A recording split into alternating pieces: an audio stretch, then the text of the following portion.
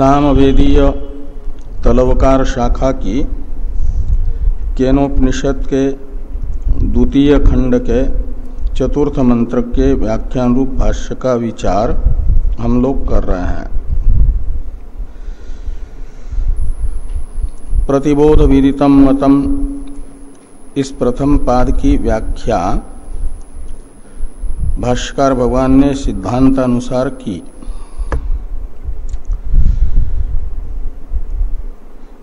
और वैशेषिक लोगों ने जिस प्रकार से इस पाद का व्याख्यान किया है उसका अनुवाद करके उसमें विद्यमान दोषों को बता रहे हैं भगवान भाष्यकार।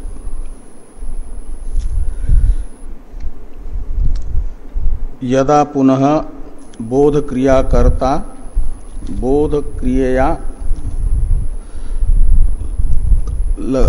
ये तत्कर्तारा विजानाति इत्यादि से प्रतिबोध विदितम मतम इस पाद का व्याख्यान वैशेषिकों ने जो किया उसका अनुवाद किया भाष्यकार भगवान ने। वैशेषिकों का कथन है कि आत्मा में समवाय संबंध से ज्ञान रूप क्रिया उत्पन्न होकर के रहती है। इसलिए बोध रूप क्रिया से विशिष्टतया जिसे जाना गया वह आत्मा सम्यक ज्ञात है। उसमें समवाय संबंध से रहने वाला ज्ञान उसका लक्षण बन जाता, पहचान करने वाला परिचायक बन जाता है। आत्मा कौन है? तो जिसमें आत्म मनस संयोग से उत्पन्न हुआ बोध शब्दित ज्ञान समवाय संबंध से रहता हो वह आत्मा है। इस प्रकार आत्मा का परिचायक बन जाता है। लक्षण कहते हैं परिचायक को, परिचय देने वाले को।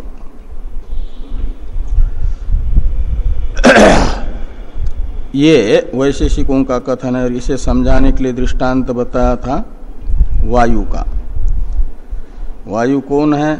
तो जो पेड़ की शाखाओं को हिला रहा हो वो वायु है। तो पेड़ की शाखाओं को हिलाना रूप जो क्रिया है वह परिचायक बन गई वायु की जैसे।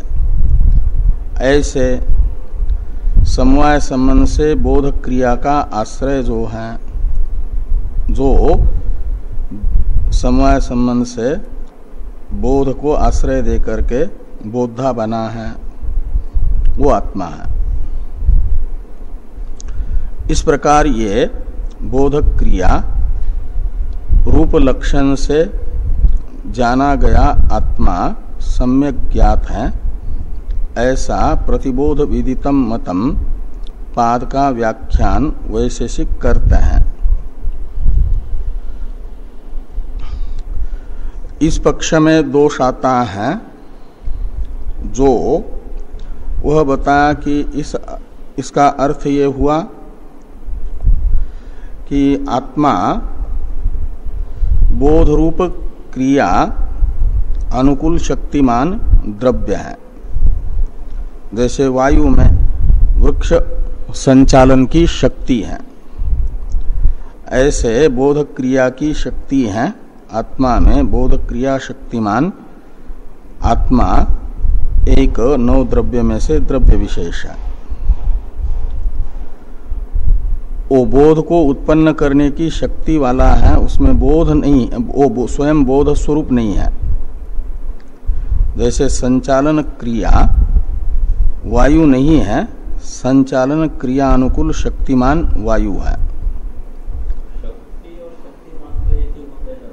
हाँ, लेकिन वो शक्ति अलग है उसका धर्म, लेकिन शक्ति को शक्तिमान से अलग नहीं किया जाता। जैसे त्वचा अलग है और त्वचा का रूप अलग है, लेकिन त्वचा से त्वचा के रूप को अलग नहीं किया जाता। ऐसे शक्तिमान का धर्म है शक्ति, लेकिन उस धर्म को शक्तिमान से अलग नहीं कर सकते, इसलिए शक्ति शक्तिमतो रभेदः ये कहा जाता है। लेकिन है वो भिन्ना भिन्न का अर्थ है एक भी नहीं है, नहीं तो शक्तिमान ये शब्द प्रयोग नहीं होगा। शक्ति और शक्तिमान एक ही होंगे।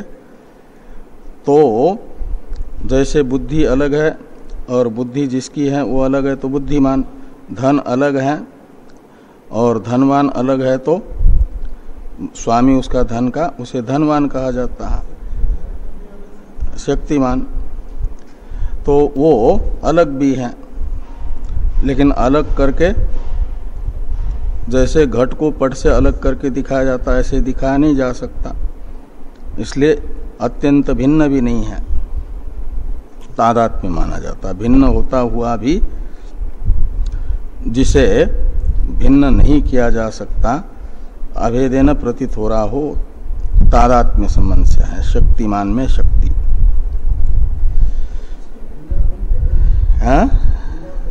हाँ, तो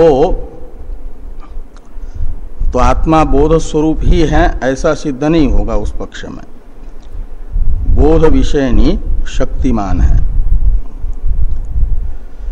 और वो जो आत्मा में बोध को उत्पन्न करने की शक्ति है उससे बोध उत्पन्न होता है, नष्ट होता है का मतलब जन्म मरण रूप विकार वाला बोध है, ये मानना पड़ेगा। तो जिस समय आत्मगत बोधानुकूल शक्ति से बोध उत्पन्न होगा उस समय उसे बोध यानी चैतन्य रूप विशेषता से युक्त सविशेष कहा जाएगा। और जिस समय बोध नष्ट होगा, उत्पन्न हुआ है तो नष्ट भी होगा, तो फिर वो जो बोध रूप विशेषता है उस विशेषता से रहित निर्विशेष द्रव्य मात्र कहा जाएगा। वो जड़ होगा, उस समय चैतन्यहीन होगा। और ऐसा मानेंगे यदि, हाँ, तो ऐसा मानेंगे तो क्या आपत्ति आती है? तो कहते हैं विक्रियात्मक, वह विकारी हो जाएगा, सावयव हो जाएगा, अनित्य हो जाएगा, अशुद्ध होगा। ये सब दोष आत्मा में जो प्राप्त होंगे उनका परिहार करना संभव नहीं होगा।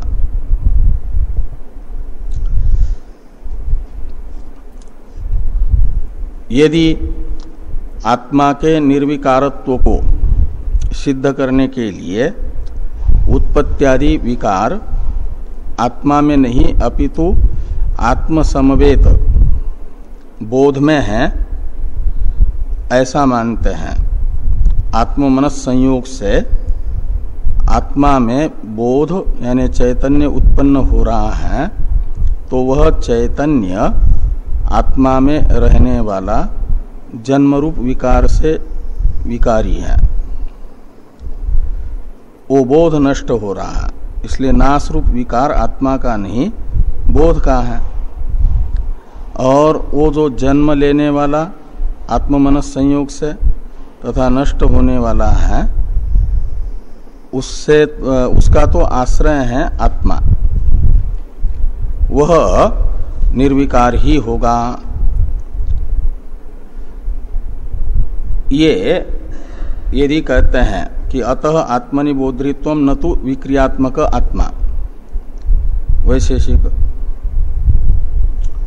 तो इस पक्ष में भी मानना पड़ेगा कि वह द्रव्य मात्र रूप है आत्मा। जैसे रूप का समवाय संबंध से आश्रयभूत घट द्रव्य मात्र है।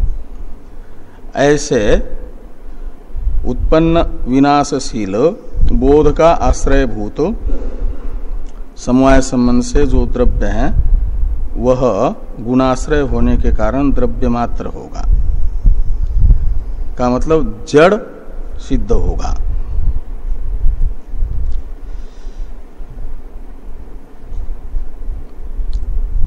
तो इसलिए कहते हैं कि अस्मिन् पक्षे अपि अचेतनम द्रव्य मात्रम ब्रह्म इति, ये दोष आएगा। और तो आत्मा को जड़ मानना विज्ञानम आनंदम ब्रह्म इत्यादि श्रुति विरुद्ध है। तो इस प्रकार यह श्रुति विरोध नामक दोष की आपत्ति आती है इस पक्ष में, ये कहा गया। और आत्मनो निरवयत्वेन प्रदेशाभावात् इत्यादि से कहा जा रहा है कि पूर्व में कहा ना कि बोध को विकारी बताने के लिए, आत्मा के निर्विकारत्व को सिद्ध करने के लिए वैशेषिकों ने कहा कि आत्ममनस संयोग से बोध उत्पन्न होता है और वो आत्मा में समवाय संबंध से रहता है। आत्मा तो उत्पन्न होने वाले बोध का आश्रय है, स्वयं उत्पत्तिमान नहीं है, इसलिए निर्विकार है। आत्मा की निर्विकारता के लिए बोध को माना उत्पन्न होने वाला, और वो जो उत्पन्न होने वाला बोध है उसका कारण माना आत्ममनस संयोग को। इसका अर्थ है कि आत्मा का मन के साथ संयोग मान रहे हैं वैशेषिक, लेकिन लोक में संयोग देखा जाता है, जो सावयव पदार्थ होता है उसका दूसरे सावयव पदार्थ के साथ संबंध देखा गया है, संयोग संबंध। आत्मा तो निरवयव है, तो निरवयव आत्मा का निरवयव मन के साथ संबंध कैसे होगा? संयोग नहीं हो सकता। इसलिए आत्ममनस संयोग से बोध उत्पन्न होता है। ये जो आप कह रहे हो बोध का असमवायी कारण आत्ममनस संयोग मान रहे हो, वो सिद्ध नहीं होगा। इस अभिप्राय से भाष्कर भगवान ने ये लिखा था कि आत्मनो निरवयत्वेन प्रदेशाभावात्, कि आत्मा निरवय होने के कारण उसका प्रदेश यानी अवयव नहीं होगा, और निरवय होने से संयोग नहीं होगा मन के साथ। तो आत्ममनस संयोग नहीं होगा तो फिर आत्ममनस संयोगज बोध है, ये कैसे कह पाओगे? इस प्रकार की शंका का निराकरण करने के लिए यदि वैशेषिक ये कहते हैं कि आत्मा यद्यपि निरवय है लेकिन विभू है, विभू होने से विभू का लक्षण है सर्वमूर्त द्रव्य संयोगित्वम, एक साथ समस्त मूर्त द्रव्यों के साथ जिसका संयोग है उसे कहा जाता है विभू, सर्वगत, व्यापक।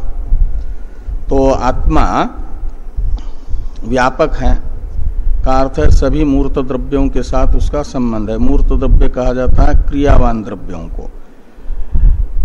क्रियावान द्रव्य है 5, पृथ्वी, जल, तेज, वायु और मन।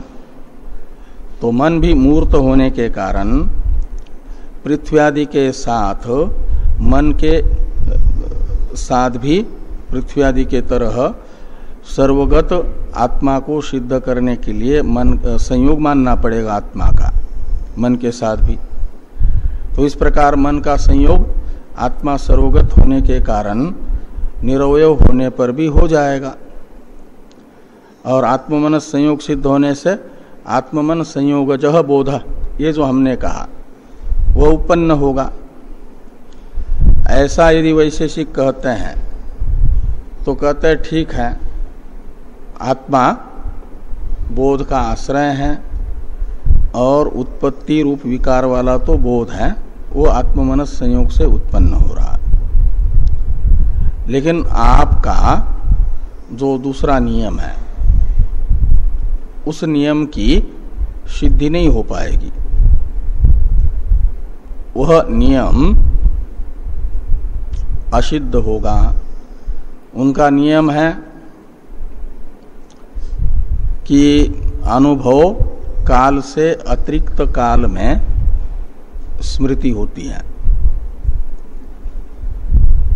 और स्मृति का कारण संस्कार, स्मर्यमान पदार्थ का संस्कार तथा आत्ममनस संयोग है। ये दोनों स्मृति भी एक ज्ञान है। उनके यहाँ ज्ञान दो प्रकार का है, अनुभव और स्मृति रूप। फिर उन दोनों के अलग अलग अवान्तर दो प्रकार होते हैं, यथार्थ अनुभव, अयथार्थ अनुभव, यथार्थ स्मृति, अयथार्थ स्मृति, वो अलग बात। लेकिन स्मृति के प्रति भी और अनुभव के प्रति भी आत्ममनस संयोग कारण है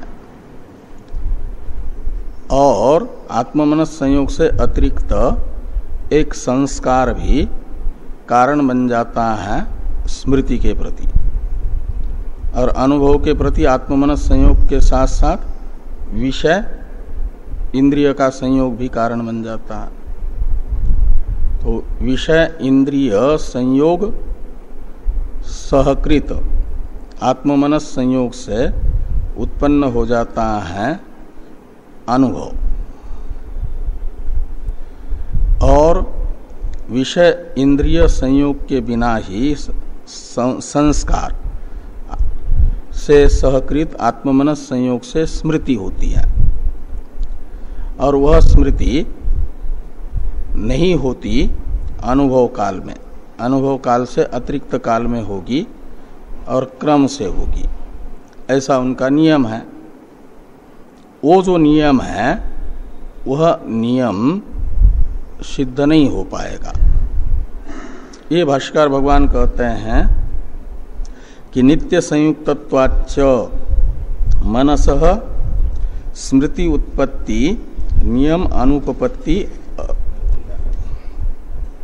अपरिहार्या स्यात्। तो नित्य संयुक्तत्वाच्च, इसका अवतरण जो था टीका में वो पढ़ लिया था ना हम लोग। तद अयुक्तम युगपत सर्वमूर्त द्रव्य संयोगित्वम सर्वगतत्वम आत्मन ततो मनस संयोगोपि इति चेत तत्राह। आत्मा को विभू दिखा करके मन के संयोग को सिद्ध करेंगे यदि, तो फिर आत्मा मन का संयोग नित्य सिद्ध होगा, कादाचित का नहीं होगा, नित्य होगा। और नित्य होने से ये जो स्मृति है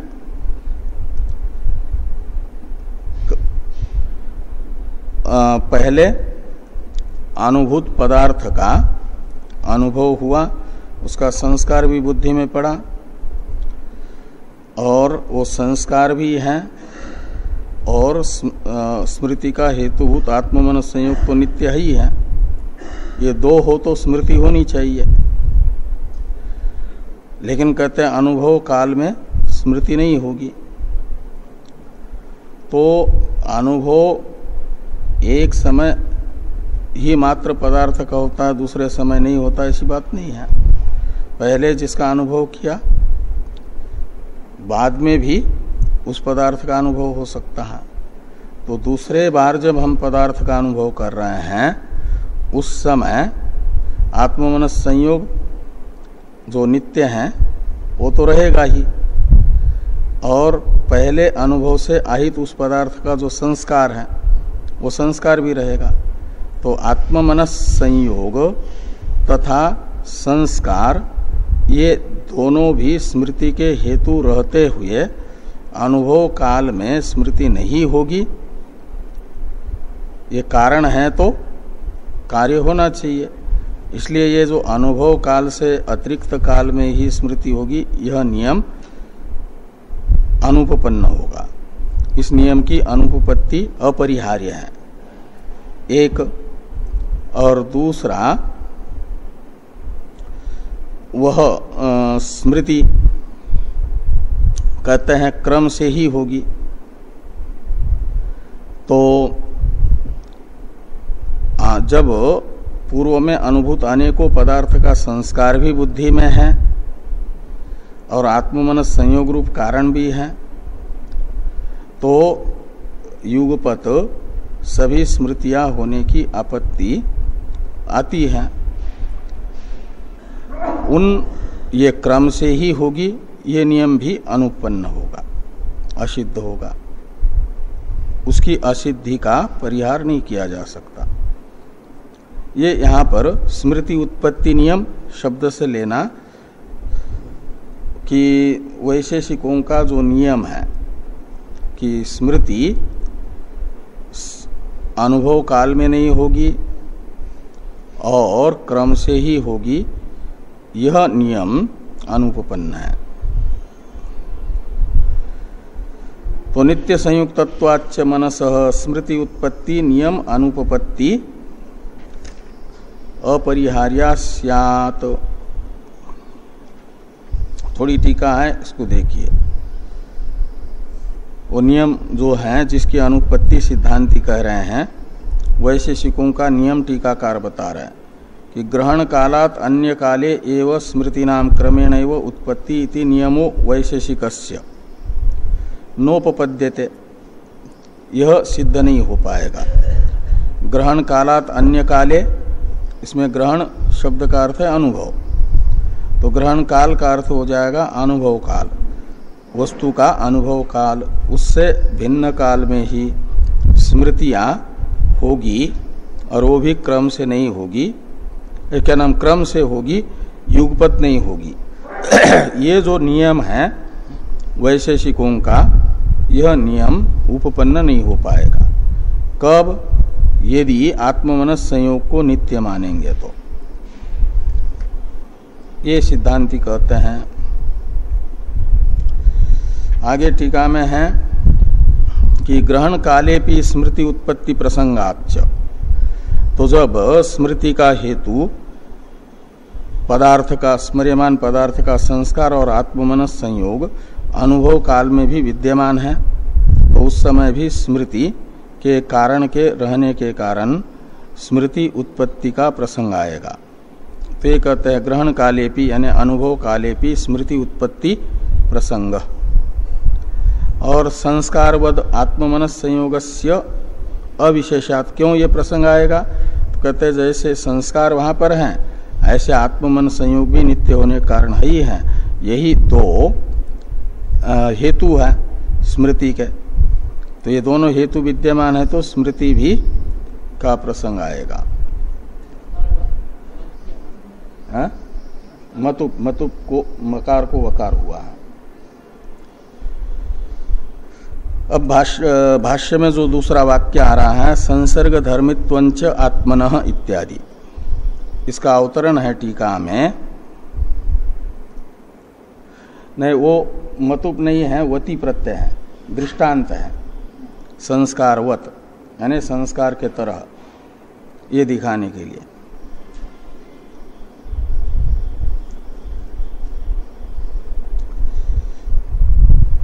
तो सर्वगतत्वम च सर्व अव्यवधान मात्रम न तो संयोगित्वम कल्पनीयम इत्याह संसर्ग धर्मित्वंच इति।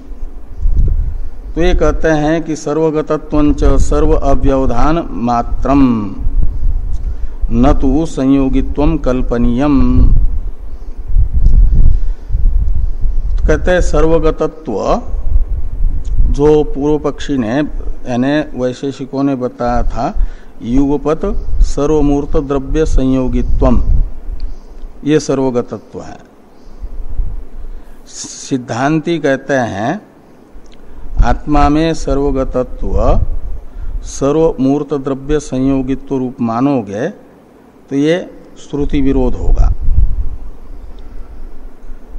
जो श्रुतियां आत्मा को व्यापक होने पर भी असंग बता रही है, तो आत्मा के असंगत्व का वर्णन करने वाली श्रुतियों का विरोध होगा यदि आत्मा का संयोग रूप संग संबंध मानेंगे मूर्त द्रव्यों के साथ।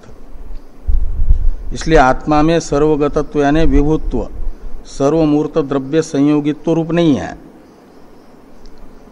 सर्वमूर्त द्रव्य संयोगित्व रूप विभुत्व आत्मा में नहीं है, तो फिर विभुत्व का क्या स्वरूप होगा? आत्मा के असंगत्व का वर्णन करने वाली श्रुतियों के साथ विरोध न हो, इसलिए सर्वमूर्त द्रव्य संयोगित्व रूप सर्वगतत्व आत्मा का नहीं मानोगे, तो वैशेषिक वेदांतियों से पूछते हैं कि आप बताइए आत्मा में किस प्रकार का सर्वगतत्व है वेदांति के अनुसार। तो वेदांति कहते हैं कि सर्वगतत्वंच सर्वाव्यवधान मात्रम, आत्मा में सर्वगतत्व है सर्व अव्यवधान मात्र रूप। सर्व अव्यवधान ही सर्वगतत्व है। और सर्व अव्यवधान का क्या अर्थ है? तो 3 नंबर टिप्पणी में टिप्पणीकार कहते हैं सर्वाधिष्ठानतया सर्वतादात्म्य रूपता। तो समस्त अनात्म वस्तुओं का अधिष्ठान आत्मा है और अध्यस्त वस्तु का अधिष्ठान के साथ आविद्यक तादात्म्य संबंध होता है।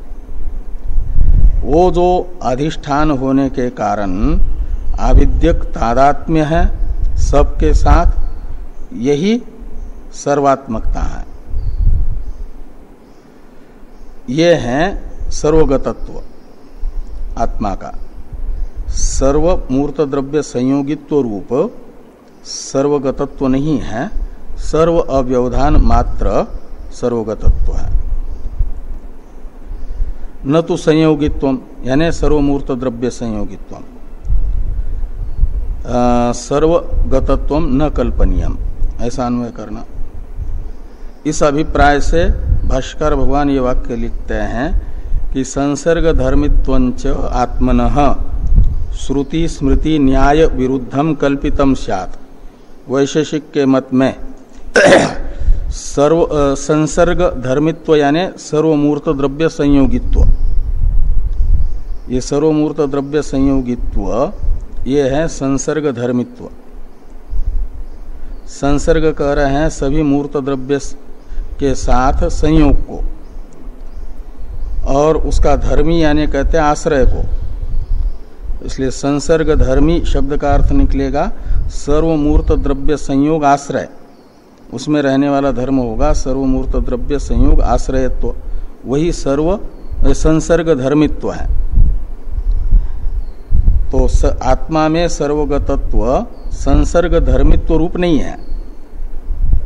ऐसी कल्पना करेंगे यदि संसर्ग धर्मित्व ही सर्वगतत्व आत्मा का, तो वह श्रुति स्मृति और न्याय विरुद्ध सर्वगतत्व की कल्पना होगी। श्रुति सम्मत सर्वगतत्व नहीं होगा, स्मृति सम्मत सर्वगतत्व नहीं होगा, न्याय यानी युक्ति सम्मत सर्वगतत्व नहीं होगा। नहीं, आत्मा ने ठीक है, हाँ ठीक है वो, उसमें क्या है? तो है आत्मन ठीक है ना, तो पूरा तो हल वो आधा होना चाहिए। तकार मकार का संयोग है, तकार मकार का संयोग होना चाहिए। तो संसर्ग धर्मित्वंच आत्मनः श्रुति स्मृति न्याय विरुद्धम कल्पितम स्यात्। तो श्रुति और स्मृति बता रहे हैं जिसका विरोध प्राप्त होता है सर्व मूर्त द्रव्य संयोगित्व रूप सर्वगतत्व आत्मा में मानने पर। जिन श्रुति स्मृति का विरोध होता है वे श्रुति स्मृति ये है कि असंगो नहीं सज्जते असक्तम सर्वभृत इति श्रुति स्मृति त्वे। असंगो नहीं सज्जते ये श्रुति है, आत्मा असंग है, वह किसी से भी संश्लिष्ट नहीं होता, श्रुति बता रही है। असक्तम सर्वभृत चैव, ये गीता रूप स्मृति है। वो बता रही असक्त का मतलब, सक्त शब्द का अर्थ होता है संबद्ध, संसर्गी, और असक्त का अर्थ है किसी के साथ भी जिसका संबंध नहीं है वह। तो ये श्रुति स्मृतियां जो आत्मा को असंग बता रही है, उनका विरोध होगा यदि आत्मा में विभुत्व सर्वमूर्त द्रव्य संयोगित्व रूप मानेंगे तो। और न्याय का विरोध होगा करके जो कहा था ना, वो न्यायश्च इत्यादि से वो न्याय बताया जा रहा है जिसका विरोध होता है। इसका अवतरण है टीका में, न्याय विरुद्धम इति उक्तम तत्स्फुटयति न्यायश्चेति। यह आत्मा को मूर्त द्रव्य से संश्लिष्ट मानना युक्ति विरुद्ध है, ये जो कहा था उसका स्पष्टीकरण करते हैं कि न्यायश्च गुणवत गुणवता संसृज्यते न अतुल्य जातीयम।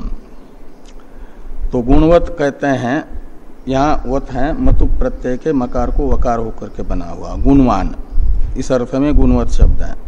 तो गुणवान जो द्रव्य है उसका गुणवता यानी दूसरे गुणवान द्रव्य के साथ संसर्ग होता है, संसृज्यते। न अतुल्य जातीयम, निर्गुण के साथ गुणवान का संबंध नहीं होता। इसलिए वैशेषिकों ने नियम ही बनाया, द्रव्यो रेव संयोग, द्रव्य का ही आपस में संयोग संबंध होगा। द्रव्य और गुण का या द्रव्य या कर्म का संयोग संबंध नहीं होगा, क्योंकि सजातीय नहीं है। तो ये न्याय है, युक्ति है कि गुणवान का ही गुणवान के साथ संबंध होगा। न अतुल्य जातीय में यानी विजातीय के साथ संबंध नहीं होगा, संयोग संबंध। तो आतो निर्गुणम निर्विशेषम, और आत्मा तो निर्गुण है, निर्विशेष है।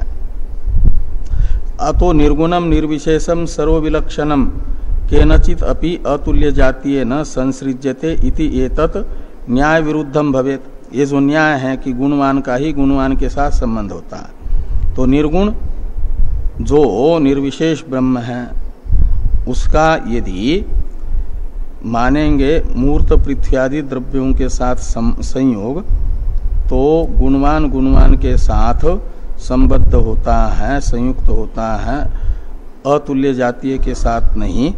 इस न्याय का विरोध होगा। इति एतन् न्याय विरुद्धम भवेत। तस्मात् नित्य अलुप्त विज्ञान स्वरूप ज्योतिरात्मा ब्रह्म इति अयम अर्थ सर्वबोध बोधृत्वे आत्मनः सिद्ध्यति न अन्यथा। इसलिए तस्मात् यानी वैशेषिक लोग जो ये व्याख्यान करते हैं प्रतिबोध विदितम मतम, यह व्याख्यान उनका सदोष होने से जो हमने व्याख्यान किया है पहले, वही व्याख्यान स्वीकार करने पर वो उचित होता है, हमारा व्याख्यान ही निर्दोष सिद्ध होता है। ये भाष्कर भगवान कहते हैं कि तस्मात् नित्य अलुप्त विज्ञान स्वरूप ज्योति आत्मा ब्रह्म, ये जो हमने व्याख्यान किया है प्रतिबोध विदितम मतम का, कि नित्य अलुप्त यानी अविनाशी ज्ञान स्वरूप ही आत्मा है, विज्ञान ज्योति स्वरूप ही आत्मा है और वो ब्रह्म है, ब्रह्म आत्म स्वरूप है। यही आगम वाक्य ने बताया था, अन्य देव तद विदिता तथो अविदिता तदि। और प्रतिबोध विदितम की व्याख्या करते समय कहा कि यदि हमने जो अर्थ बताया ऐसा मानते तो आगम अर्थ भी ठीक से उपसंहृत होता है। आत्मा ब्रह्म है करके। तो आत्मा ब्रह्म इति अयम अर्थ सर्वबोध बोधृत्वे आत्मनः सिद्ध्यति। तो समस्त बोधों का बोधा यानी अवभाषक आत्मा है, वह ज्ञान स्वरूप है, ऐसा मानने पर सिद्ध होता है, न अन्यथा। और वैशेषिक तो उसे बोध स्वरूप मान नहीं रहे हैं, नित्य बोध स्वरूप आत्मा को। आत्मा में बोध उत्पन्न होता है आत्म मन संयोग से, ये कहता है। का मतलब वो स्वयं बोध स्वरूप नहीं है, जड़ है।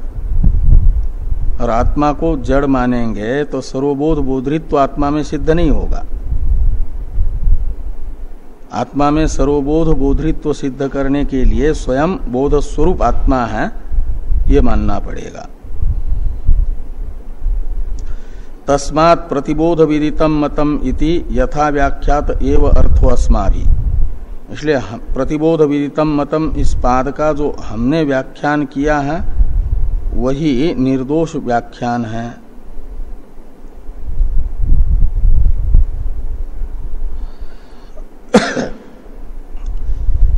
ये यहाँ तक वैशेषिक मत का अनुवाद करके उसमें विद्यमान जो दोष थे उनका उद्घाटन हुआ।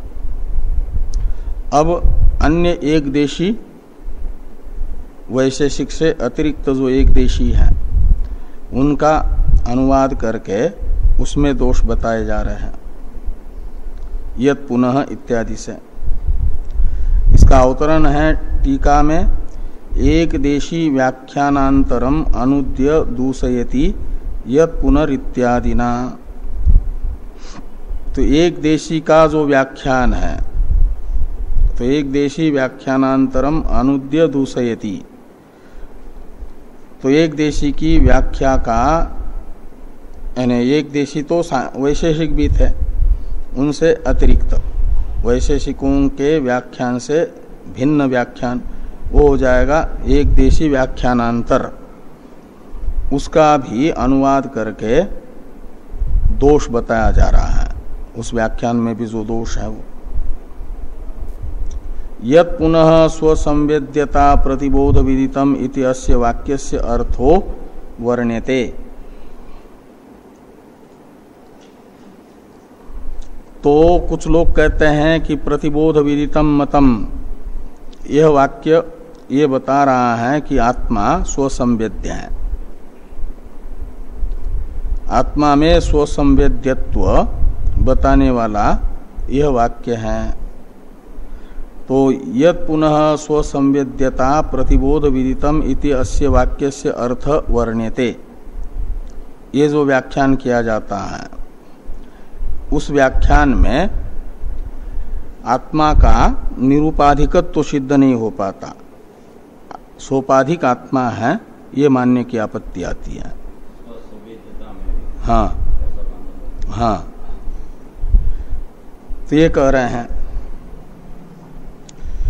कि तत्र भवति सोपाधिकत्वम आत्मनः, तत्र यानी तस्मिन् व्याख्याने।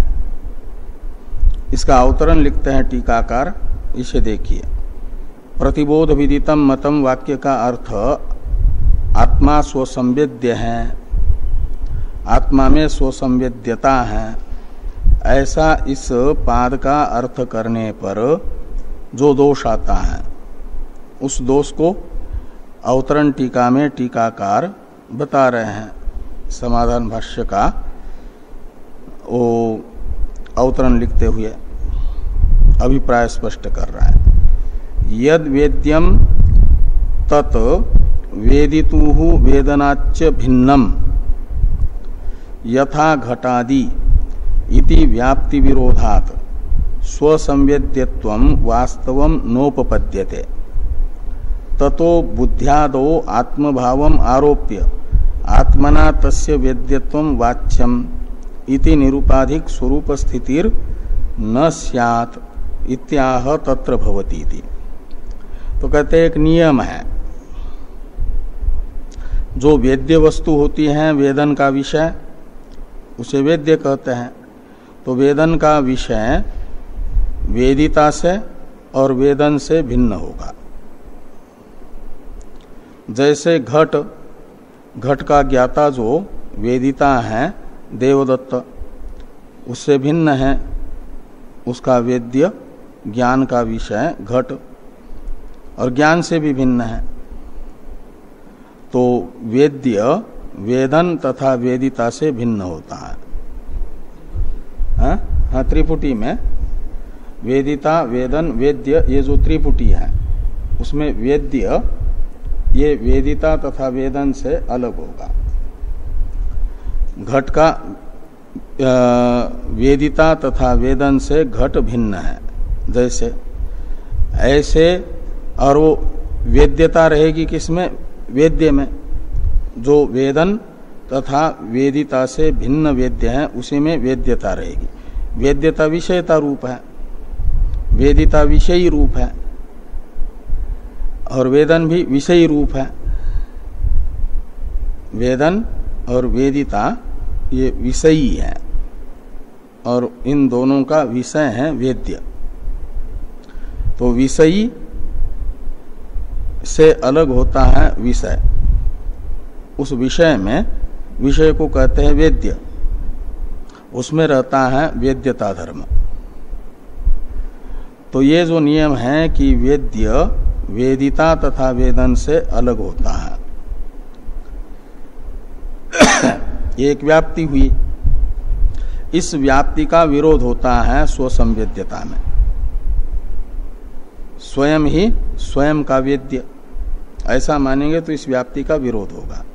यानी विषयी तथा विषय एक को ही मान रहे हैं, तो विषयी से विषय भिन्न होता है, ये जो व्याप्ति बता रही है उस व्याप्ति का विरोध होगा ना। तो कहते हैं इति व्याप्ति विरोधात स्वसंवेद्यत्वम वास्तवम न उपपद्यते। तो वास्तविक स्वसंवेद्यता की सिद्धि नहीं हो पाएगी, नहीं तो इस व्याप्ति का विरोध होगा। तो वास्तविक स्वसंवेद्यत्व सिद्ध नहीं होगा का अर्थ है फिर स्वसंवेद्यत्व आरोपित है। तो ततः तो स्वसंवेद्य शब्द प्रयोग होता है ना, इसकी उपपत्ति कैसे करेंगे फिर? वास्तविक स्वसंवेद्यता नहीं है तो कहते हैं ततो बुद्ध्यादो आत्मभावम आरोप्य आत्मना तस्य वेद्यत्वम वाच्यम। तो पंचदशी में जो जीव का स्वरूप बताया है, साभास अंतःकरण और उसका अधिष्ठान चैतन्य, इसका संघात जीव है, समूह। बुद्धि, बुद्धि अधिष्ठान चैतन्य और बुद्धिस्थ चैतन्य का आभास, चिदाभास, ये जीव है ना। इसको मैं कहा जाता है सोपाधिक। उनमें फिर वो जो सोपाधिक मैं है जीव, इसको आत्मा कहते हैं, जीवात्मा। उस जीवात्मा में जो उपाधि अंश है, अहम अर्थ में जो उपाधि अंश है बुद्धि, वह बुद्धि है वेद्य, और अधिष्ठान अंश जो चेतन है वो है वेदिता, साक्षी। और उस साक्षी का वेद्य है उपहित, उपाधि अंश उपहित है साक्षी, और उपाधि है बुद्धि। तो उपहित साक्षी का वेद्य है बुद्धि, उसमें वेद्यत्व रहेगा, और वेदिता साक्षी है। लेकिन दोनों भी भ्रांत पुरुष की दृष्टि में एक है, अहम अर्थ है। उस अहम अर्थ में उपाधि अंश में वेद्यता, उपहित अंश में वेदितृत्व है, और उसी को लेकर के स्वसंवेद्यता का वो प्रतिपादन किया जाता है। स्वसंवेद्य का मतलब स्वयं से ही स्वयं जाना जा रहा है। तो स्वयं से जाना जा रहा है तो जानने वाला स्वयं है उपहित अंश साक्षी, और जाना जा रहा है जो स्वयं वो है उपाधि अंश बुद्धि। ऐसा विभाग करना पड़ेगा। तो सोपाधिक हो गया। सोपाधिक में उपाधि अंश में वेद्यत्व और उपहित अंश में वेदित्रित्व, ये स्वसंवेद्यता इस प्रकार उपपन्न होती, निरुपाधिक स्वरूप में नहीं। निरुपाधिक में तो एक ही है वो, तो वेद्य और वेदिता ऐसा भेद नहीं होगा, विषय विषयी भाव नहीं होगा। तो इसलिए कहते हैं बुद्ध्यादो आत्मभावम आरोप्य, बुद्ध्यादि में जो उपाधि है उसमें आत्मरूपता का आरोप करके आत्मना तस्य वेद्यत्वम वाच्यम, तो आत्मा से लेना उपहित जो साक्षी है उससे तस्य यानी बुद्धि रूप जो आरोपित आत्मा है उसमें वेद्यत्वम वाच्यम, तो साक्षी से बुद्धि रूप आत्मा को वेद्य बताना पड़ेगा। इति निरुपाधिक स्वरूप स्थितिर न स्यात्, स्वसंवेद्यता में स्वसंवेद्यता निरुपाधिक स्वरूप में पर्यवसित नहीं होगी, सोपाधिक में होगी। स्थितिर न स्यात् इत्याह, इस अभिप्राय से ये कहा जा रहा है कि तत्र भवति सोपाधिकत्वम आत्मनः, आत्मा में सोपाधिकत्व की आपत्ति आती है इस पक्ष में। बुद्धि उपाधि स्वरूपत्वेन भेदम परिकल्प्य आत्मना आत्मानं वेत्ति इति संव्यवहार भवति, भवति का कर्ता बनाना संव्यवहार। तो बुद्धि उपाधि स्वरूपत्वेन भेदम परिकल्प्य, बुद्धि रूप उपाधि में आत्मा का आत्मत्व का आरोप करके उपाधि आरोपित तो आत्मारूप जो बुद्धि उसे वेद्य कहा जाएगा, और उपहित अंश जो साक्षी है वो हो जाएगा वेदक वेदिता। ऐसा भेद की कल्पना करके उपहित तथा उपाधि के उसमें उपाधि आत्मांश वेद्य और उपहित आत्मांश वेदिता, ऐसा भेद कल्पना करके आत्मना आत्मानं वेत्ति इति वो स्वसंवेद्यता का ज्ञापक संव्यवहार यानी वाक्य प्रयोग होता है। संव्यवहार शब्द का अर्थ है वाक्य प्रयोग। आत्मना यानी उपहितेन आत्मना साक्षिणा, आत्मानम यानी बुद्ध्यात्मानम उपाधि रूप आत्मा को वेत्ति जानता है, ये अर्थ निकलता है। इति यानी इस अर्थक व्यवहार स्वसंवेद्यता अर्थक शब्द प्रयोग होता है सोपाधिक को लेकर के। आत्मना एव आत्मानं पश्यति, इसी अर्थ में वो बताया जा रहा है शास्त्र का वचन भी प्रमाण कि आत्मना एव आत्मानं पश्यति स्वयं एव आत्मना आत्मानं व्यर्थत्वं पुरुषोत्तम। गीता के 11वें अध्याय में अर्जुन कहते हैं ना भगवान को कि आप स्वयं अपने आप को जानते हो, क्या मतलब आप का जो 10वें अध्याय में बताया गया विभूति विस्तारात्मक स्वरूप है, उस स्वरूप को वो उपाधि रूप है, उसको आप उपहित स्वरूप से जानते हो।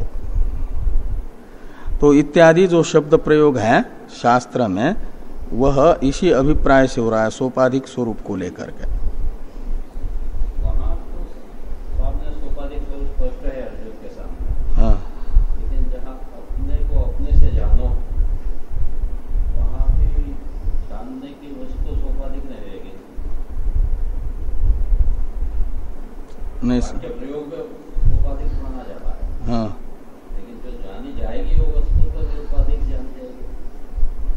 तो वहां फिर वो जानने वाला समाप्त हो जाता है। जैसे वो जो कहा जाता है अन्वेष्टव्यात्म विज्ञानात् प्राक प्रमातृत्वमात्मन अन्विष्टस्यात् प्रमातैव पाप्म दोषादि वर्जित, फिर वेदिता और वेद्य भाव नहीं रहता। वो वेदिता वेद्य भाव का निमित्तभूत जो अविद्या है वही ज्ञान समकाल में ही बाधित होती है, और उसके निवृत्त होने के बाद जो स्वरूप रहा वो निरुपाधिक माना जाएगा। उसमें वेद्य वेदित्री भाव नहीं है। हाँ, नदी समुद्र में मिलने के बाद फिर नदी नहीं रहती।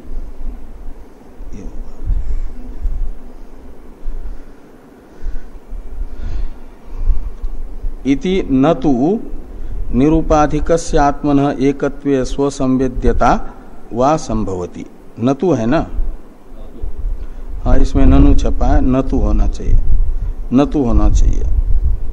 तो न तो निरुपाधिकस्य आत्मनः एकत्वे स्वसंवेद्यता संभवति। तो निरुपाधिक आत्मा होगा तो उसमें स्वसंवेद्यता शब्द प्रयोग संभव नहीं होगा, उसे स्वसंवेद्य नहीं कहा जाएगा, क्योंकि वेद्य वेदिता से अलग होता है। वह तो वेदन स्वरूप है, वहाँ वेदिता वेद्य और वेदन अलग नहीं है, वो वेदन स्वरूप है, ज्ञान है वो, इसलिए वेद्य नहीं होगा। यही आगे कहते हैं कि संवेदन स्वरूपत्वात्, क्यों वहां निरुपाधिक स्वरूप में स्वसंवेद्यता संभव नहीं है? कहते इसलिए कि संवेदन स्वरूपत्वात्। तो संवेदन स्वरूपत्वात् का अवतरण देखिए, कानादस्य स्वसंवेद्यत्व अनंगीकारात्, कानादस्य स्वसंवेद्यत्व अनंगीकार बलात् परवेद्यत्वं प्रसज्यते इत्यपि न वाच्यम इत्याह संवेदन स्वरूपत्वादिति। तो कहते हैं जैसे कानादों ने आत्मा को स्वसंवेद्य नहीं माना,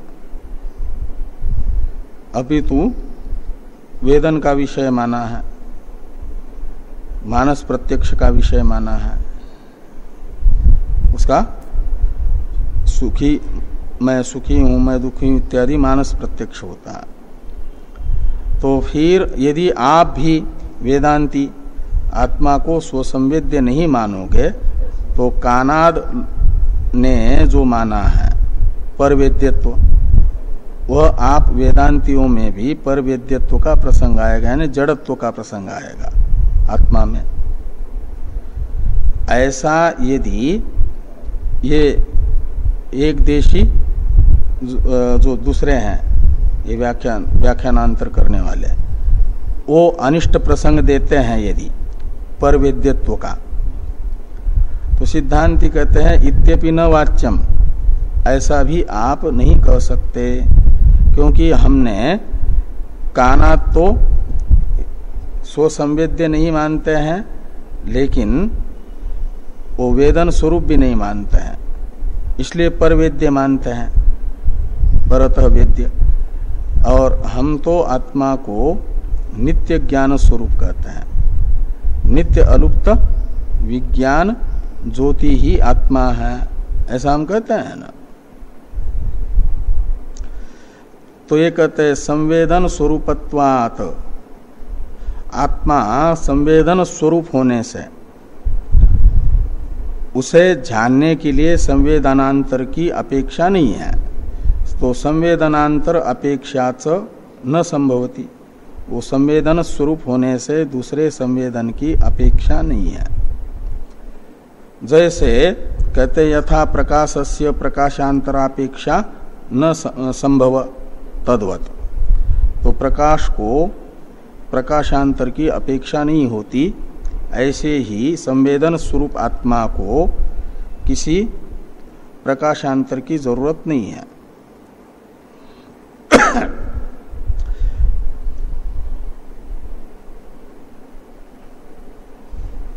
अब बौद्ध पक्ष से इत्यादि का अवतरण है टीका में। अच्छा, ये करते हैं कल।